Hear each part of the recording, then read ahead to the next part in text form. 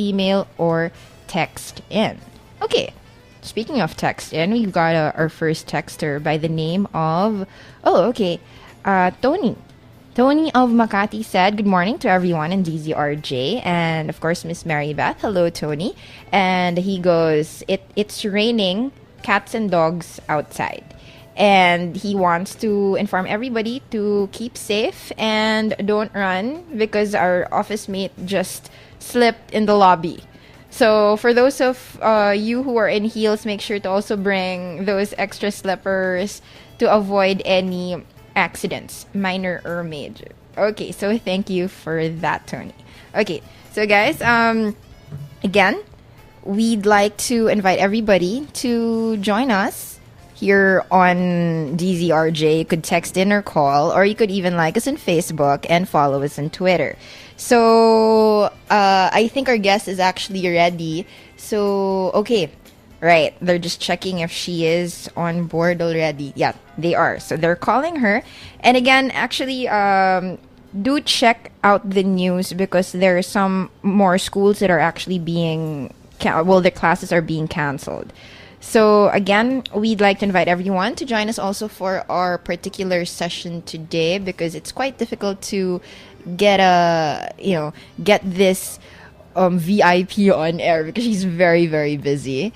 And I think we have her on board. All right, we do. Okay, so ladies and gentlemen, it is my privilege to actually introduce to you once again the president-elect of the Asia Pacific Student Services Association, and she's also the president of the Philippine Association of Administrators of Student Affairs. Ladies and gentlemen, please meet Dr. Maria Paquita Bonet, or known as Dr. Kit Bonet. Good morning, Dr. Kit. Hello, good morning, Marybeth. Yes. Thank you for having me. I'm so sorry. It's so raining. I know it is. Thank you for being with us here on air. How is it? How is the traffic? I mean, how long were you on the road? My God, it's an hour and a half. Oh my! So, well, it was really something that I have to wrestle with early morning. But right. I'm okay now. Okay. Quite okay now in my office. Thanks a lot. It's good. It's good that you got there safe. I mean, better safe than sorry.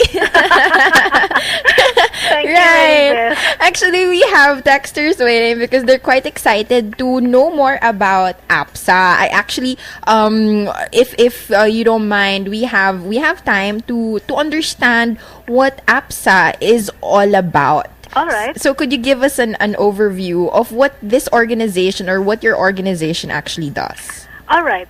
In our schools and colleges, universities, we have this particular group of people who handle formation, the development of students outside of the classroom. And Okay. They are called the student affairs practitioners or experts in the school about student development.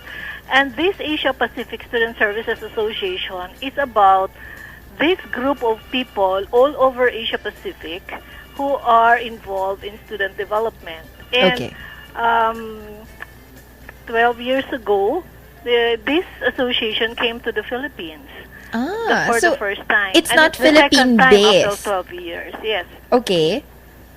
And we are having a lot of activities for student development across Asia Pacific. When I say Asia Pacific, that means we have members from the United States, Germany, Australia, Malaysia, Hong Kong, Singapore, Qatar, Philippines, and other countries within the area. And now I cannot have everybody, but these But that's are a lot. the countries. Right. These are the countries that really participate in the activities of Asia Pacific. What are the objectives of this? The objective is really for intercultural bridging, Okay. of people, in order for us to understand each other and to experience how it is to be in another country, because we go every 2 years in these countries which we have our members. Oh wow. Yeah. So for example, 2 years ago in 2010, we were in Brisbane, Australia. Wow, Filipino representatives. Yes. Okay. And we went also to Wuhan, China, to Beijing, We went to Malaysia, Kuala Lumpur. We were in Thailand. We were in Hong Kong. We were in Singapore, and many others. So this started actually in Hong Kong by Mr. Luke Wong. He is the founder of APSA. Wow. He was the Dean of Student Affairs of All right. Hong Kong University of Science and Technology, and he made a lot of friendship among us, and Right. the many people have been involved in this already, and because we believe that student development should be the focus of higher education and secondary education. I agree.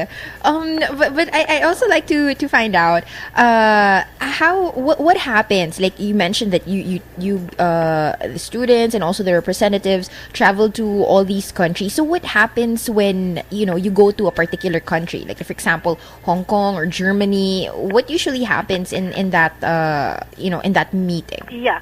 All right. For example, in Europe, in Germany, we do have exchanges. Like we go to, because they have a different setup of student services. Their like for example, their whole hotel or their residences is a part of the university. So the student services is outside the university setting. Students will have to go through registration, etc. outside. It's not part of the system of education, although they serve the students of the universities. In the United States, it's like ours. Everything is within the university. Okay. Okay, so we have activities for student leadership, we have athletics, we have arts and culture, we have student media, and so on. So when we go to these different countries, what we do is to see what they have and to exchange. So we present papers, they also present papers to us. We go around and then look at their facilities, look at their programs and services, so that we can pick up what we can offer in our own local setting. I see. So in Brisbane, for example, we went to their schools, to their universities. We were able to see that. In APSA, we also have for example, in Hong Kong, there was a time in 2007.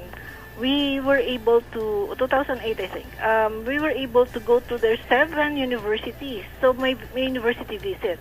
Oh, so like, And it's very, very rich because all of us go back to our own workplaces, Right. enriched, culturally sensitive. yes, that's true. And more open, widen our horizon, and it's not just simply something that You just do look for at fun.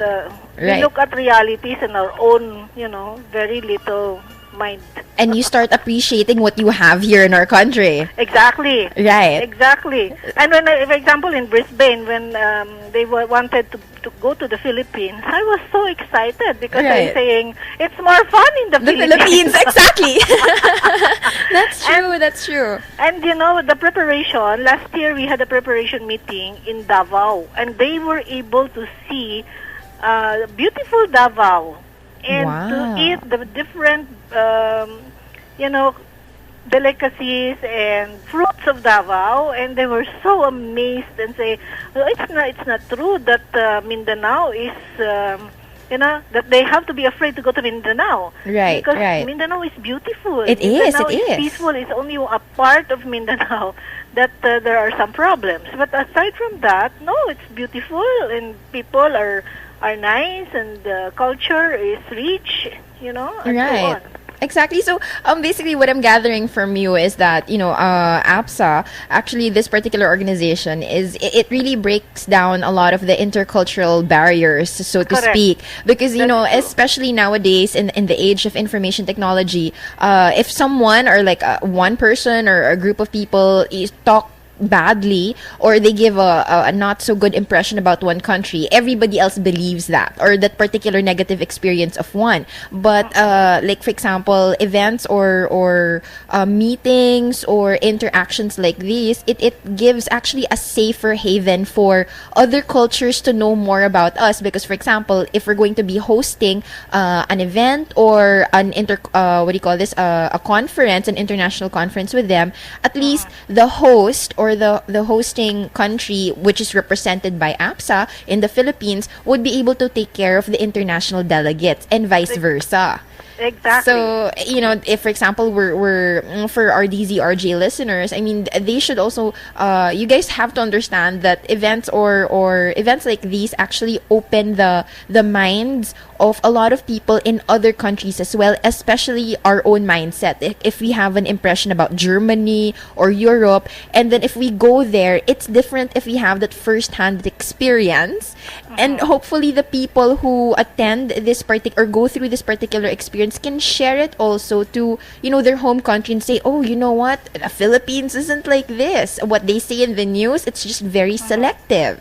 Exactly. So yeah, I am very happy because for this conference, we are talking about global citizenship.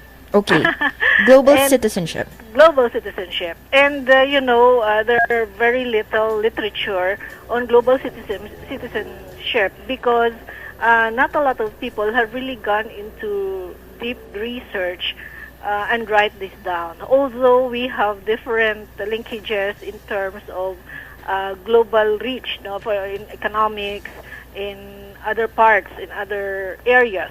But for us in student affairs, we would like to look at it in the context of where our students would be in the next 10, 20 years, and even now. The global Pinoy, we are all around. And Right. We would like to share what is our experience. We have students in here, we have students and faculty and student affairs practitioners who would like to share what's in here, what is our experience here with our own culture, with our own students, with the parents of the students who are abroad, and what are the requirements of being global in that sense. And we will talk about this and share with the others what are they experiencing in terms of competencies. Ano bang competencies that are needed in the global setting? So we will be talking about this. The students will have to define it for themselves and share this with all of us so that we'll be able to have a grasp of it. This group of 250 people will talk Wow. about this and eventually come up with a definition. Ano ba what is for APSA? This citizenship, this global citizenship, is there really something like that? And what are the requirements to be a global citizen? All right, Doc. Yes. Yes, at the onset, I think, because I am also into job placement services here in the university. Yes. Yes. I am day in and day out. Companies would always tell me, please have your students, speak English well, because that's one thing in globalization, in global citizenship. That's one thing we need to speak a common language, Right. And all of these members of APSA, our common language is English. Right. So it's like you have that common ground to communicate. Correct. And, it's not just speaking, it's also writing, because we are presenting papers, scholarly papers, which are reflective of our own experience and our work in student affairs. So when we share those, that is something that our language proficiency should show, no? So in the same manner, it's not only for the professionals, it's also for the students. And it's true, the industry would always say, please make sure that our higher education students or graduates have this proficiency. Right. Otherwise, they will not be really getting the job matched with their competencies in terms of their courses. Right, right. Actually, one thing that I also realized is that, there are a lot of there are people who hesitate. Na no, it has to be, we have to learn Filipino or Tagalog because that's our home. What do you call this? Our own language. And English should be secondary. For me, I think this is my personal opinion. It's that we should learn English, like you said, it is that common communication or that common ground. Yet we still have to also be very savvy with our own language because, Of like, course. internationally, if you want to communicate with everybody else, everybody, well, not everybody, but a majority of citizens who want to be like a global citizen actually, understands a bit of English. If not, they try to learn to communicate with other people, but they're still very savvy with their own language. Correct. So, yes.